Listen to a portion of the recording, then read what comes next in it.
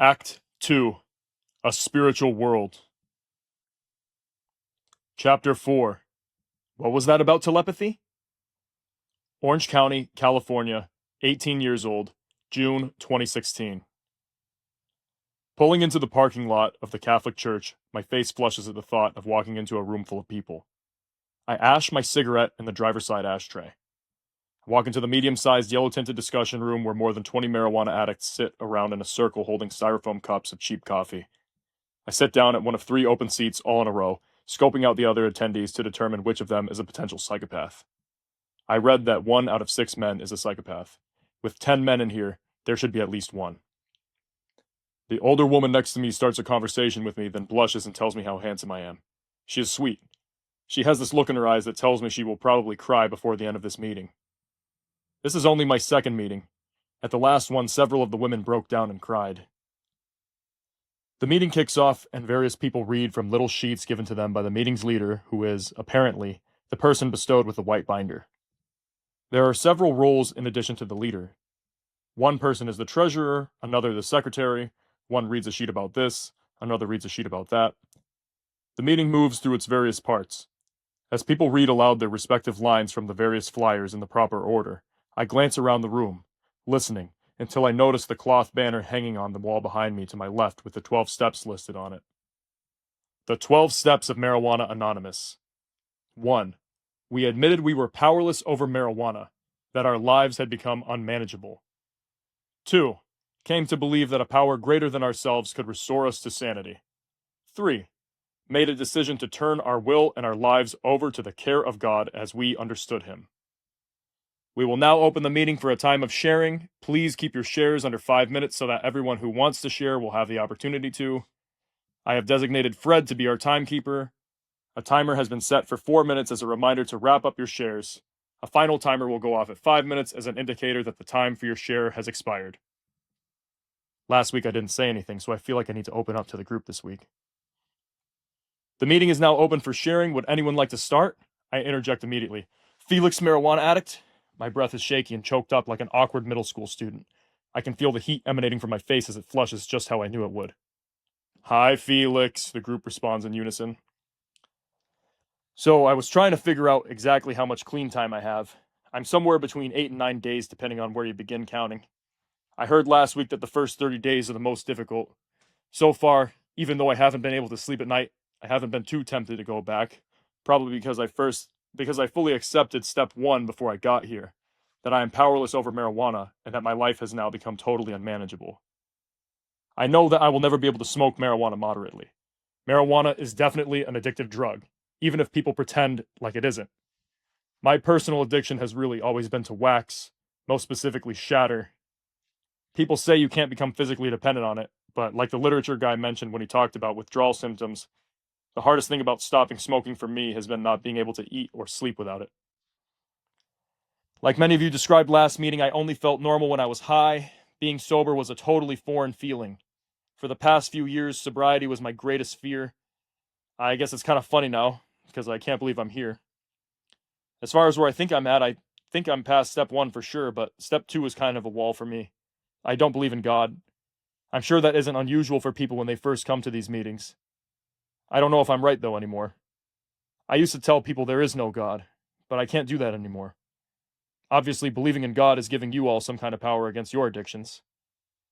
I'm not advocating for this, but honestly, the reason I'm even here and considering that there might be a God is because I recently had this high-dose acid trip that made me want to quit using all drugs.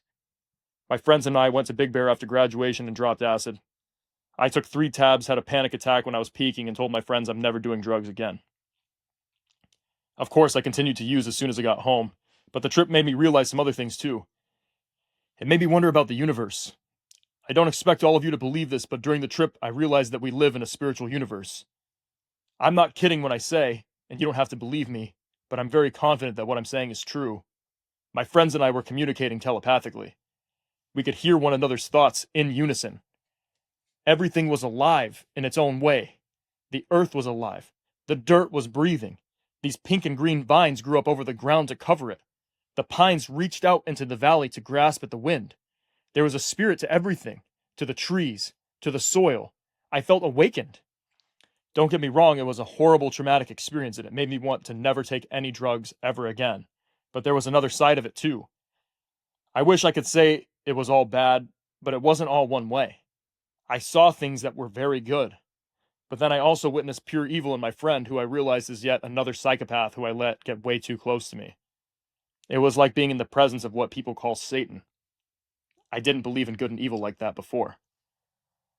So anyway, my life is unmanageable and that's been frustrating to me. I realized that much when I got home from my trip after vowing to never do drugs again. I didn't even last a day. I tried to limit getting high to nighttime, but I could barely last a few hours without smoking. I don't know if the answer is step 2, but all the people in here with years of sobriety should probably be reason enough for me to think that it is. Thanks for listening. Sorry for taking up so much time. After the meeting adjourns, everyone stands outside the building's exit doors to smoke cigarettes and talk. I like these people. They are my people, a bunch of hipsters and misfits. Each of them puts in the strictest and most sincere effort to constantly love and respect one another. I say goodbye to the circle of cigarette smokers and walk back toward my car. Felix, wait up! This guy Mitch runs out to me from the group. He's probably the next youngest guy in the group, about 10 years older than I am. All I know about him came from his share. He is 28 and is pretty sure that his higher power wants what is best for him. Hey Mitch, what's up?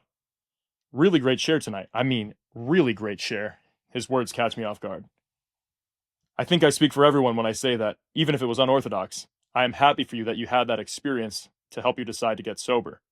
I just wanted to say, in addition to what I just said, that if what you said is true, that if you had this powerful experience that totally changed your life, and I'm not using my own words, I'm trying to use your words from your share, then, I don't know, man. Just say it. I'm getting to it. It's hard because I don't want to be the only one to say this to you, but I know that no one else will, so I kind of have to. All I'm saying is that if taking LSD was that life-changing for you, if it really made you decide to get sober and consider the existence of God, then maybe you shouldn't give it up, you know? Come on, man. What? Don't tell me this. I'm finally happy with my decision-making right now. I'm happy deciding not to do any drugs. I don't need any uncertainty about individual drugs. I don't want to have to go through all the pros and cons and rethink LSD. I just want to be done with them all. They've caused me enough trouble. You're just making this harder. Listen, Felix, I'm sorry. I didn't mean to offend you. You can pretend we just never had this conversation and continue on with what you're doing. I just feel like someone had to tell you. I didn't see anyone else saying anything. I won't say anything else to you. I can leave you alone from now on if that's what you want. No, Mitch, that's the problem. I can't pretend you never said that now. You could be right. I hate that you might be right, but I think I have to consider your perspective if I want to be objective. I don't want you to think I'm right just because I talked to you today. This is something you can figure out for yourself. Take your time. All I'm saying is LSD seems really important to you. It sounds like it changed your life. It did. I'll think about it. I extend my hand to shake his. That's all I was saying. Just think about it is all. Give it some thought. If it's valuable to your life and experience, maybe you shouldn't stop taking it. He grabs my hand and shakes it, looking me in the eyes. And please, keep this between us as a private conversation. I only came over here to talk to you because it seemed like it was important to you. I know that what I'm saying is an unpopular opinion, and maybe I'm wrong. I'm just hoping that my observations might help you with your journey.